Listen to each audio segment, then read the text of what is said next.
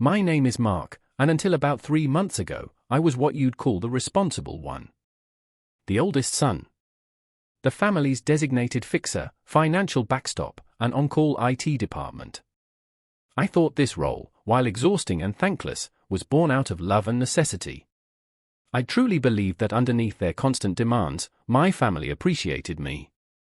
Then my sister, Chloe, accidentally sent me a 47-second video that vaporized that delusion in an instant. I was at my desk, in my apartment, in the middle of reconciling a payroll error for my dad's small construction business, a task I did for free every month, when my phone buzzed. It was a video message from Chloe. I smiled, thinking it was probably a video of her dog or something equally trivial. I tapped play. The video was shaky, clearly filmed by her as she walked into our parents' living room. I could hear my mom's voice first, sharp and dismissive. Honestly, I don't know why he even bothers pretending he has a life. He's 32 and all he does is stare at a screen all day, a gruff chuckle from my dad. A life? The boy is a walking utility bill. He pays for our phones, he fixes the internet, he bails Chloe out. That's his purpose. I felt a cold knot form in my stomach. This wasn't for me. This was a conversation I was never meant to hear. Then came Chloe's voice, laced with that mocking tone she usually reserved for people she felt were beneath her. I know, right? It's so sad. Brian, that's her new boyfriend, was asking what you guys thought of him. I told him you think he's great, but you worry about his brother. Her camera panned from the carpet to my father, who was leaning back in his recliner, a smug look on his face. Tell Brian we think he's a winner, my dad slurred slightly, holding up a beer. And tell him not to worry about Mark. He's just a pathetic failure. A good, reliable failure, but a failure nonetheless. My mother laughed, a high-pitched, genuine sound of amusement. Oh, that's terrible. But it's true. At least we have you, sweetie. You have personality. The video ended. Silence. My ears were ringing. Pathetic. Failure. That's what I was to them. Not a son, not a brother. I was a tool. An appliance. And the worst part? The video was clearly meant for her boyfriend, a guy I'd never even met. She was sending it to him to get a laugh. To bond with him over my perceived inadequacy. I looked at the spreadsheet on my screen, the one that was saving my dad from an IRS audit, and I started to laugh. It was a hollow, broken sound, but it was the most honest I'd been in years. To understand the depth of that 47-second execution, you have to understand the preceding 32 years. I was that surprise baby, the serious, quiet kid who was always 5 years old going on 50.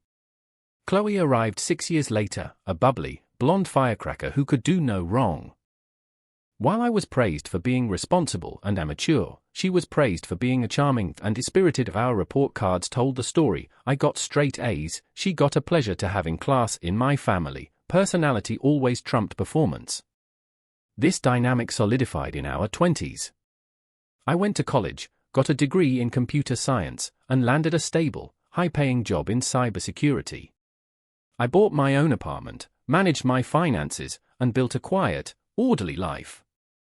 Chloe, on the other hand, decided to become a lifestyle influencer. This apparently involved taking aesthetically pleasing photos of brunch she couldn't afford and products she was given for free, all while living in a trendy apartment subsidized by the bank of mom and dad, which was, by extension, that bank of Mark. I was the family's silent, unacknowledged investor. When dad's business almost went under in 2018, it was my savings, a loan of $20,000 that was never spoken of again, that kept the doors open. When Chloe maxed out 3 credit cards to go to a music festival in Spain, it was my gift that cleared her debt so she wouldn't ruin her credit score. I set up and paid for the family phone plan. I managed their home network, their smart devices, their streaming subscriptions. I was their tech support, their financial advisor, and their emergency contact, all rolled into one. And what did I get in return? A pat on the head and the expectation that I'd do it all again next time. Every family dinner was a performance. Chloe, tell us about your trip. How exciting, followed by, Mark, can you take a look at the Wi-Fi router after we eat? It's been acting up again. They never asked about my job, my friends, my life. Why would they? Its only function was to produce the resources they needed. I had convinced myself this was just how families worked. That my role was one of quiet strength. A pillar. But the truth is, a pillar holds things up. It doesn't get mocked and called a failure by the very people it supports. I was a foundation they were happily cracking, confident I would never, ever let the house fall. I must have watched the video a dozen times, each viewing peeling back another layer of self-deception. The first time was shock. The second was a white-hot flash of rage. By the 10th, I felt a profound, chilling numbness. I wasn't just hearing their words, I was analyzing the data. The tone of voice. The casual cruelty. The complete and utter lack of any affection or respect. My father, who I bailed out of financial ruin, calling me a failure while drinking a beer in a house I helped him keep. My mother, whose car repairs I'd paid for just last month, laughing at the joke. And my sister, the architect of this revelation, using my humiliation as social currency with her new boyfriend. She was leveraging my dependability to make herself look more sympathetic and her boyfriend feel superior. It was a masterclass in emotional exploitation. The most damning part was the context. She sent that video to me by accident. This wasn't a heated argument where things were said in anger. This was their private, everyday reality. This is who they were when I wasn't in the room. This was their genuine, unfiltered opinion of me. The pathetic failure who was, at that very moment, donating his highly specialized professional skills to save his father from his own incompetence, for the 1000th time. I minimized the video and stared at the spreadsheet on my screen. Dad's company, Reliable Builders. The irony was so thick I could barely breathe. Reliable. I was the reliable one. I was so reliable, in fact, that they didn't even see me as a person anymore. I was a function. A resource. An ATM that could also configure a network printer. The numbness began to recede, replaced by a strange, icy calm. It was the kind of calm you feel after a storm has passed, when you can finally see the full extent of the damage. And the damage was total. The entire foundation of my relationship with my family was a lie. I had been operating under the assumption of love, when I should have been operating under the terms of a service contract.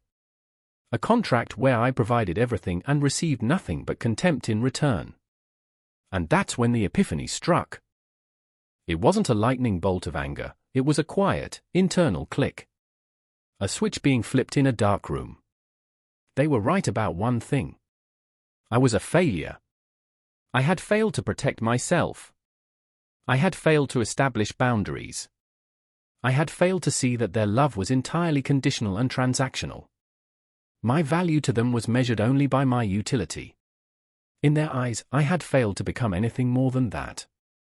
So, I decided, in that moment, to stop failing myself. I took a deep breath and closed the spreadsheet for my dad's business. I didn't save the changes. I let the half-finished payroll reconciliation sit there, a digital monument to the end of an era. My purpose, as my father so crudely defined it, was about to be terminated. My plan wasn't about revenge, not in the screaming, dramatic way they would expect. Explosions were Chloe's style. Mine was more systematic. Professional. I was going to treat my relationship with my family like a corporate divestiture. I was going to professionally and methodically decouple all my systems from theirs. I would give them exactly what they wanted, the freedom to live their lives without the pathetic failure holding them back. Let's see how that worked out for them. My mind, usually cluttered with their problems, was suddenly crystal clear. I opened a new document and began to create a list.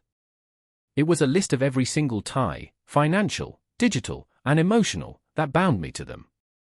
The family phone plan under my name. The shared credit card for emergencies that only they ever used. My admin access to my dad's business website and QuickBooks account. The Netflix, Hulu, and Spotify family accounts I paid for. The automated monthly transfer to Chloe's bank account, laughably labeled student loan help even though she dropped out of community college 4 years ago. The list grew longer and longer, each item a shackle I had willingly placed on myself. For the first time, I wasn't looking at this as a son or a brother. I was looking at it as a cybersecurity consultant identifying vulnerabilities in a compromised network. And my network, my life, was critically compromised. The only solution was a complete system quarantine. The next 48 hours were a blur of focused, liberating activity. I approached it like a critical project at work, with methodical precision. Phase 1 was containment and security. I logged into my bank accounts and moved the majority of my savings into a new account at a completely different bank. I then logged into the joint emergency savings account I shared with my parents. It contained just over $5,000.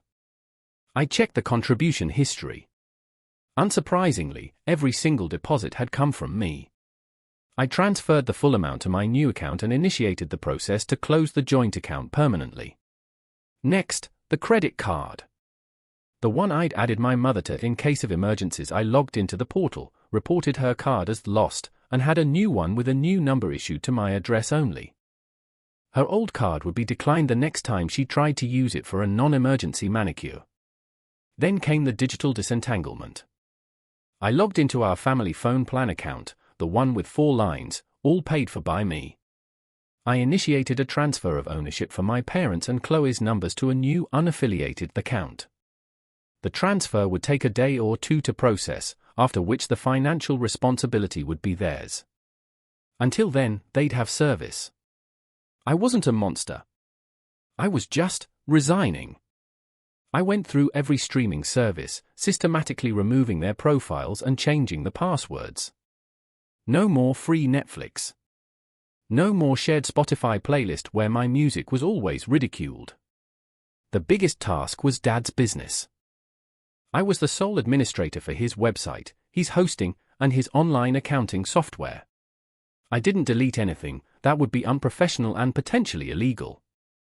Instead, I simply created a new master administrator profile, assigned it to my father's email address, and then demoted my own profile to the lowest possible access level before deleting it entirely. I changed the password to something secure but memorable for him, Reliable Builders 2024. He would receive an email notification of these changes. Whether he read it or understood it was no longer my problem. Every action was punctuated by a small, satisfying click of the mouse. Click. One shackle gone. Click. Another chain broken. It was the most productive I'd ever been, and none of it was for them. Phase 2 was communication. After spending 2 days severing every digital and financial artery connecting me to my family, I sat down to compose a single, final email. I addressed it to my father, my mother, and Chloe. The subject line was cold and corporate, termination of pro bono services and financial arrangements. The body of the email was brief, factual, and devoid of any emotion. Effective immediately, I wrote, I will no longer be providing informal IT, financial, or administrative support. This includes, but is not limited to, network management, device troubleshooting, software assistance, and payroll processing for Reliable Builders. I continued, all shared financial accounts have been closed or amended. The family mobile plan has been restructured, and you will need to assume financial responsibility for your respective lines within 48 hours to avoid service interruption.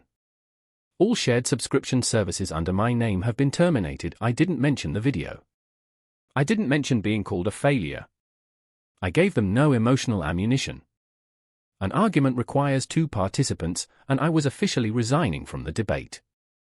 The final touch was my pièce de résistance. I attached a PDF to the email. It was a meticulously crafted invoice.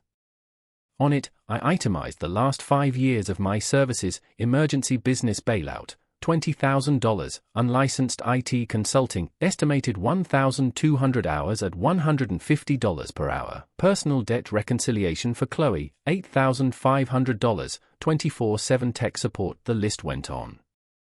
The grand total came to something absurd, like $225,000. At the very bottom, in bold red letters, it said, "Amount due, $0. Paid in full via familial contempt." I hit send. Then, I performed the most satisfying action of all. I went into my phone and blocked their numbers. I wouldn't have to hear their calls or read their manipulative texts.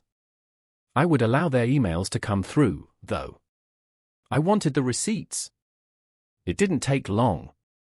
About 20 minutes after I sent the email, my phone, which was still connected to my laptop, flashed a preview of a text from Chloe before the block fully kicked in. LOL, what is this email? So dramatic. Anyway, the Wi-Fi at Mom's is out. Can you check it? I stared at the message, a slow smile spreading across my face. It was perfect. They hadn't even processed the words. They just saw a problem and reflexively turned to their fixer. But the fixer was officially out of the office. Permanently. The emails started as a trickle and quickly became a flood. They became a sort of real-time diary of my family's devolution from arrogance to panic.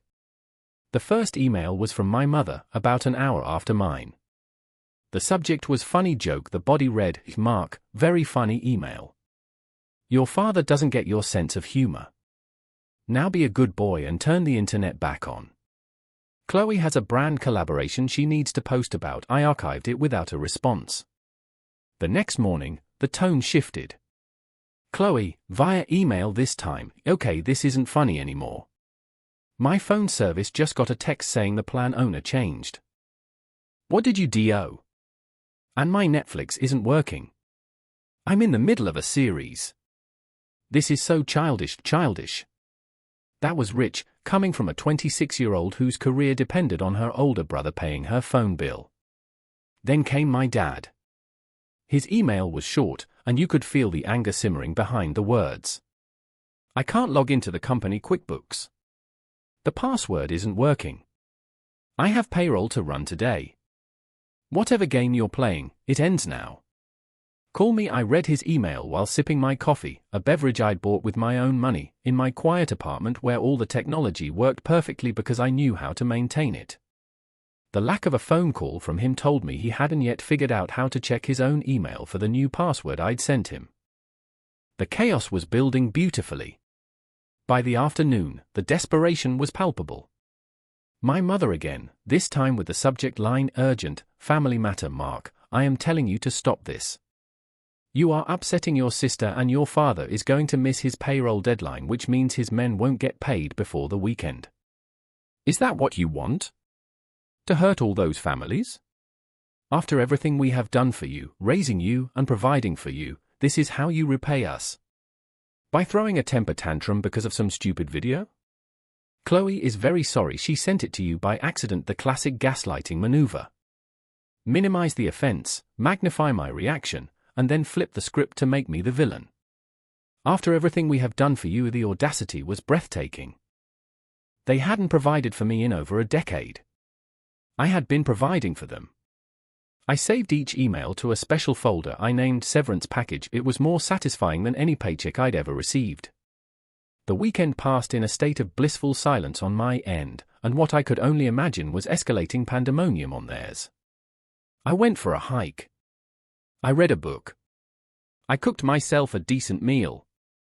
I didn't fix a single thing for anyone. On Monday morning, the inevitable happened. My apartment buzzer rang, a shrill, insistent noise that I hadn't heard in months.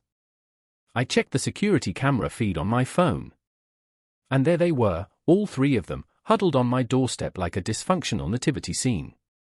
My father stood in front, his arms crossed, trying to look intimidating. My mother was beside him, wringing her hands and peering up at my window. Chloe was a few steps back, furiously tapping on her phone, probably trying to leech off a neighbor's unsecured Wi-Fi. I watched them, feeling an odd sense of detachment, like a scientist observing a colony of ants whose sugar supply had been cut off. They buzzed again. And again. Then my father started banging on the door. "Mark! I know you're in there. Open this door right now. We need to talk." His voice was muffled, but the rage was clear. My mother's voice followed, pleading and manipulative. Mark, honey, please. Let's just talk this out. We're family. You can't just cut us off like this. Your sister is beside herself with inconvenience, maybe. I saw Chloe look up from her phone, glare at my camera, and mouth the words, "You are such a drama queen." It was almost comical. Here they were, having driven across town to ambush me at my home because their lives had become mildly difficult for 72 hours, and I was the drama queen. I made myself another cup of coffee and sat on my couch, watching them on my phone. They stood there for nearly 20 minutes, a cycle of banging, yelling, and pleading. Finally, my father, in a moment of pure, impotent fury, kicked the bottom of my door. He then turned and stormed off toward the parking lot, my mother and sister scrambling to follow. As they left, I unmuted the camera's microphone just in time to hear my father shout at my mother, "See? I told you he was a useless, pathetic failure." I just smiled. He was still using the same script. The difference was, now I knew my lines. And my line was silence. The climax arrived, as I knew it would, disguised as a family celebration. My father's 60th birthday. For months, the plan had been a big party at a local restaurant, a party they all assumed I would help organize and, more importantly, help pay for. A few days before the event, I got an email from my aunt, my dad's sister, who had always been kind to me. "Hi Mark, haven't heard from you. Are you coming to your dad's party on Saturday? We're all hoping to see you." I realized this was the perfect opportunity. Not for reconciliation, but for resolution. I replied that I would be there. I showed up late, intentionally. The party was in a private room at a nice Italian restaurant.